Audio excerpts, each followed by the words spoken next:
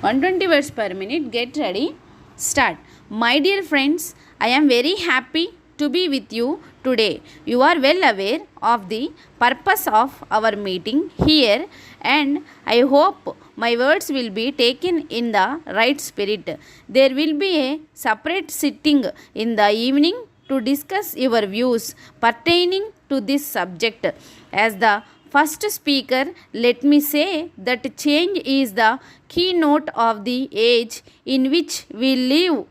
During the last 2 or 3 decades, there is a remarkable development in science and technology. The result is today we find that the world is being put to certain change before our very eyes. Our old values are going away and new ideas are to be born. So we are fixed between the past and the coming future. In this context, the task of development our country is important. We have so many issues before us. Modernizing our nation is a major task. The task of trying to build a new social and economic order is another point.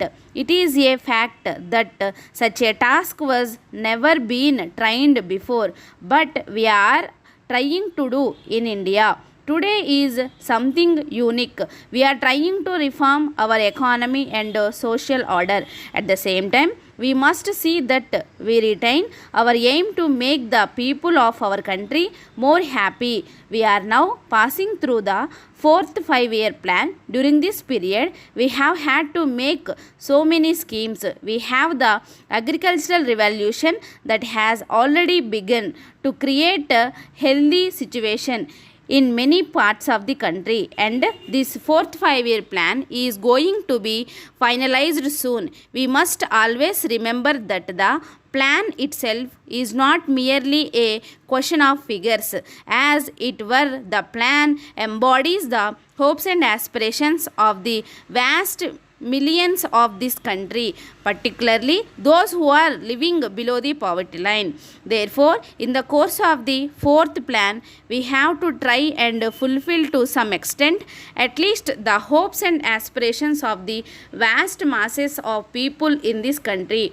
It is in this context that the importance of management becomes so crucial in India today. There has been great talk about the green revolution, which is very important and valuable, but I would submit that even more important than the green revolution is the managerial revolution, because that alone will help us to achieve a breakthrough not only in agriculture but in the public sector, not only trade and commerce but in every other aspect of the country. I hope you will permit me to say that the management in both the private and public sectors must have a change. We have to develop a new system using the word technocracy in its better sense.